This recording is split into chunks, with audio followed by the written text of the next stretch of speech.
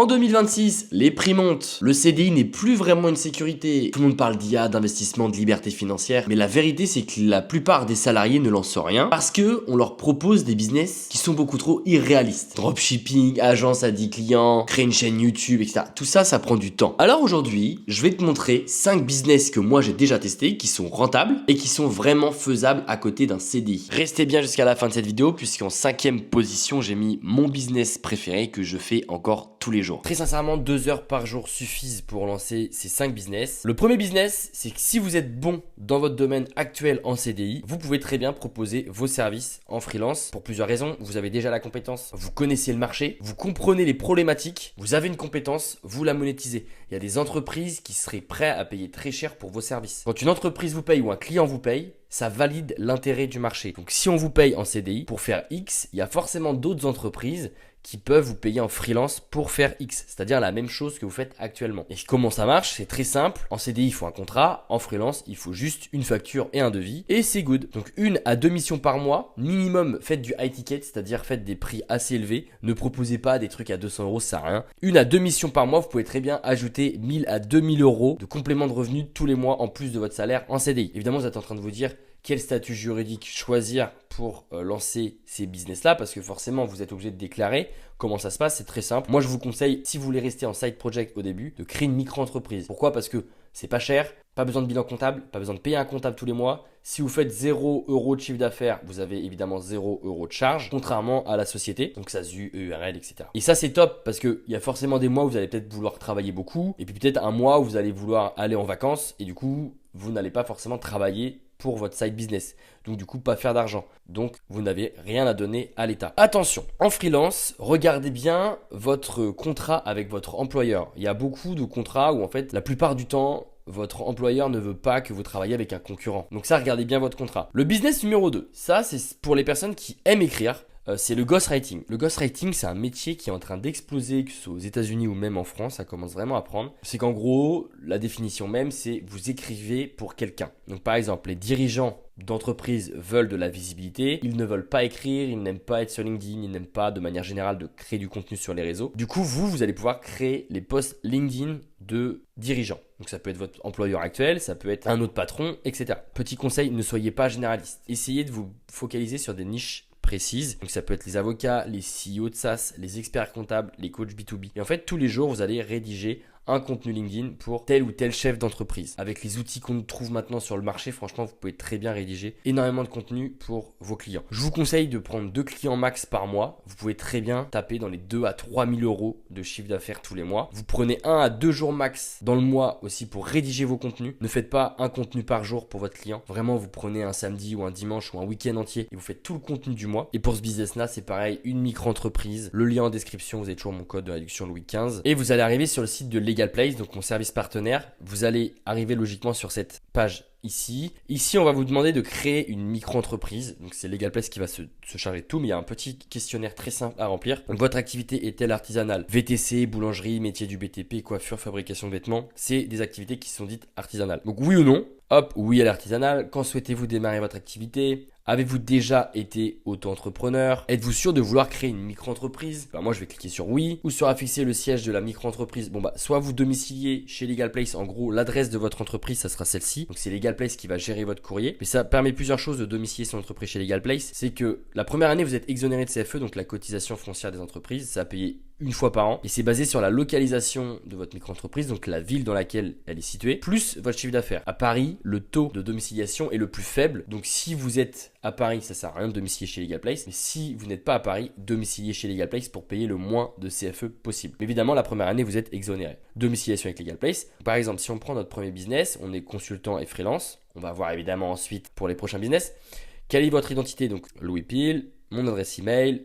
votre numéro de téléphone. Et qu'est-ce que vous cherchez? Vous cherchez à lancer un side business à côté de votre activité de CDI. Donc hop, cette première case, continuez. Là, Legal Place prépare le dossier de votre micro-entreprise. Pas de panique, ici, c'est pas un abonnement. Soit vous prenez ce plan-là et dans ce plan-là, il est très bien. Vous allez avoir une micro-entreprise aux normes et sans erreur juridique. Ici, ça peut être hyper intéressant si vous êtes éligible à l'ACRE. L'ACRE, c'est ce qui permet de diviser en gros par 2 vos cotisations sociales. Bien, par exemple, si vous faites 1000 euros par mois avec votre micro-entreprise, eh bien vous allez devoir payer 22% de cotisations sociales, donc d'URSSAF. Donc si vous gagnez 1000 euros, vous allez avoir en net 780 euros dans votre poche. Si vous êtes éligible à l'ACRE, la première année, on divise par 2 ces cotisations sociales. Donc ça veut dire qu'au lieu de donner 22%, la première année, vous allez donner seulement 12%. Ici, sur le site de l'État, donc le site public, qui peut bénéficier de l'ACRE, vous devez être dans l'une des situations suivantes. Soit vous touchez le chômage, soit vous êtes demandeur d'emploi, soit vous touchez le RSA, soit vous avez entre 18 et 25 ans, soit vous avez moins de 30 ans, etc., etc. Donc je vous invite à regarder. Si vous êtes éligible, eh bien ça veut dire que vous allez pouvoir diviser par 2 vos cotisations sociales la première année. Si vous n'êtes pas éligible, vous paierez ces cotisations sociales. Donc du coup, si vous êtes éligible, prenez ce plan-là parce que vous allez avoir l'obtention de l'ACRE. Donc c'est un autre dossier à faire et c'est chiant. Et là, c'est LegalPlace qui s'occupe de tout. Si vous n'êtes pas éligible, prenez ce pack-là. Il est très bien. Ajouter et continuer. Donc moi, je vais ajouter la domiciliation chez LegalPlace. Mais c'est pas obligatoire. Donc vous pouvez cliquer sur peut-être plus tard. Ici, il faut bien avoir un compte pro. Donc c'est pas obligatoire quand vous faites moins de 10 000 euros de chiffre d'affaires pendant 2 ans consécutifs. Mais moi, je conseille de manière générale d'avoir un compte bancaire pour votre business et un compte bancaire personnel pour votre loyer, vos courses et le salaire que vous allez recevoir en CDI. Donc je vais ajouter et continuer, mais une fois de plus, c'est pas obligatoire. Et on arrive ici, vous avez évidemment mon code de réduction, c'est Louis XV, donc ajoutez un code de réduction. Hop. Et vous avez vu, c'est très simple. Là, LegalPlace se charge de créer votre micro-entreprise, donc Louis XV. Hop. Procédez au règlement et ou carte de crédit, PayPal ou Google Pay. Une fois que c'est fait, LegalPlace va créer votre micro-entreprise. Vous allez recevoir votre extrait CABIS, donc la carte d'identité de votre micro-entreprise. Et vous allez pouvoir générer de l'argent parmi ces 5 business. Business numéro 3. Ça, c'est pour les personnes qui aiment les vidéos. L'UGC. En gros, l'UGC, vous créez du contenu vidéo pour tester des produits. En gros, vous vous mettez dans la peau d'un utilisateur d'un produit. Vous en faites une vidéo et cette entreprise va mettre en avant votre vidéo pour toucher un maximum de clients. De manière générale, le business, vous gagnez de l'argent si vous en faites gagner à votre client. Pourquoi c'est un super business? Moi, je le fais aussi encore actuellement pour plusieurs boîtes. Les marques ont besoin de visages crédibles pour leur publicité. Il y a une problématique majeure, c'est que les marques ont des salariés, mais la plupart des salariés ne veulent pas se mettre en avant en vidéo. Pas besoin d'être influenceur. Vous n'avez pas besoin d'avoir un compte Instagram ou une chaîne YouTube. Pas besoin d'avoir 10 000 abonnés. Pas besoin d'être célèbre. Juste, vous dites, bah voilà, vous allez voir l'entreprise. Vous dites, bah tiens, je veux tester ton produit. Je le teste en vidéo. Je fais un super montage, une super vidéo qui met en avant ton produit. Et derrière, tu me rémunères pour ma vidéo. Pareil, 2 clients, 1500 euros à 3000 euros de chiffre d'affaires. Par exemple, vous prenez une marque, vous faites 4 vidéos par mois. Une journée de tournage, 1 à 2 clients max et vous pouvez gagner pas mal d'argent. Moi j'adore ce business, je le fais encore. Je travaille actuellement pour 4 boîtes où je crée des vidéos très régulièrement tous les mois et après ils utilisent mes vidéos pour les mettre en publicité sur Facebook, Instagram et même TikTok. Le 4e business, là c'est si tu aimes l'IA, partez du principe qu'il y a de plus en plus d'entreprises qui ont du mal à suivre l'avancée technologique. Du coup elles ont encore énormément de retard sur tout ce qui pourrait être automatisé et qui pourrait leur faire gagner énormément de temps. Donc les PME sont désorganisées, elles perdent du temps, donc du coup comme elles perdent du temps, elles perdent de l'argent. Problématique très simple, ces boîtes-là, elles ont des Excel dans tous les sens, elles font des relances manuelles, elles ont des devis non standardisés, des informations qui sont dispersées, il y en a partout et elles n'ont aucun suivi sur ce qui se passe dans l'entreprise. Donc vous, si vous connaissez un peu l'IA et les automatisations, vous le savez, vous pouvez automatiser plein de choses. Donc pareil, ça vous pouvez gagner beaucoup plus. Je pense qu'on peut aller chercher 3-4 000 euros de chiffre d'affaires. J'ai mis 1500 à 3000 pour que ça soit assez honnête, mais vous pouvez très bien les chercher un peu plus. Et enfin, c'est mon business préféré que je fais encore actuellement avec d'autres marques. Ça, c'est pour les gens qui aiment les réseaux sociaux, qui aiment cette création de contenu. En gros, l'idée, c'est de créer du contenu